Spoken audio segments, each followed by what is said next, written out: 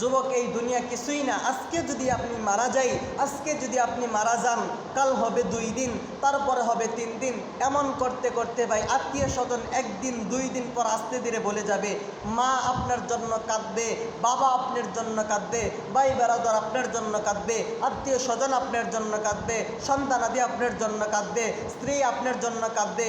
পরে আস্তে ধীরে বলে যাবে, আরে ভাই এটা তো দুনিয়া একটা খেলনার দুনিয়া, দুনিয়া তত কিছুই না। আখেরাত হবে আপনার জীবন শুরু। জান্নাত যদি আপনি যান, জান্নাতে আজীবন থাকতে হবে। জাহান্নামে যদি আপনি যান, জাহান্নামে আজীবন থাকতে হবে।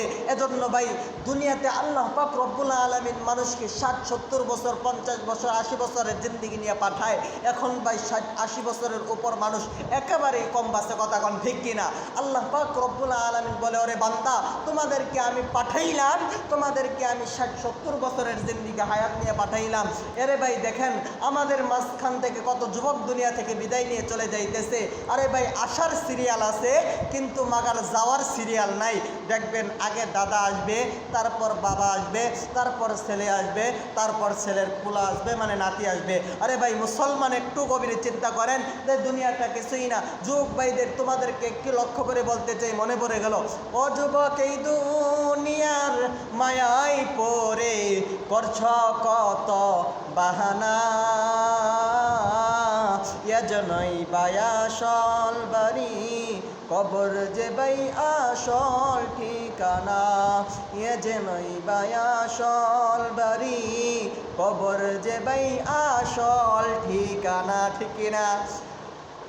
বন্ধু বান্ধব যারাই ছিল একে একে সব হারালো।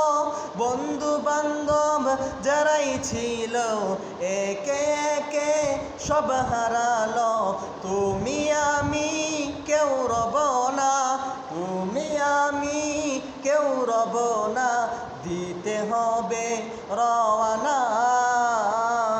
এ যেনই বায়াসল বাড়ি, কবর যে ভাই আসল ঠিকানা।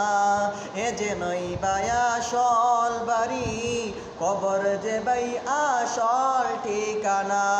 ও যুবক, এই দুনিয়ার মায়াই পড়ে করছ কত বাহানা,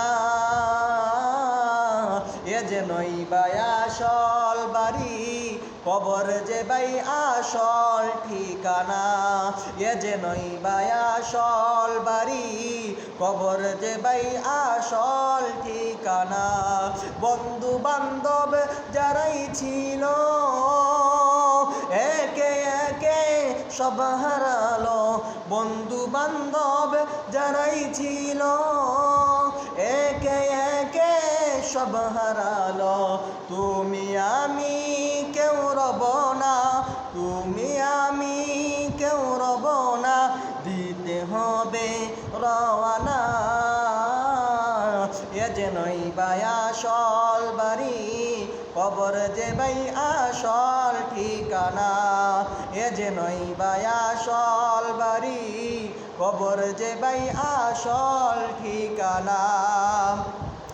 আরে ভাই আপনি যদি আজকে মারা যান, আপনি যদি এখন মারা যান, মাত্র কয়েক ঘন্টা আপনাকে গোসল দোয়াবে, আপনাকে দাফন কাফন করায়া আপনাকে আর ঘরে রাখবে না। আপনাকে যতই ভালোবাসুক, আপনার পরিবার আপনাকে যতই ভালোবাসুক, আপনাকে 1 সেকেন্ডও 1 মুহূর্তের জন্য ঘরের ভিতরে ঢুকাবে না, ঘরের ভিতরে আপনাকে রাখবে না। কারণ আপনি তো লাশ। এখন মানুষ বলবে না অমুক মারা গেছে, তমুক মারা গেছে, মানুষ বলবে অমুক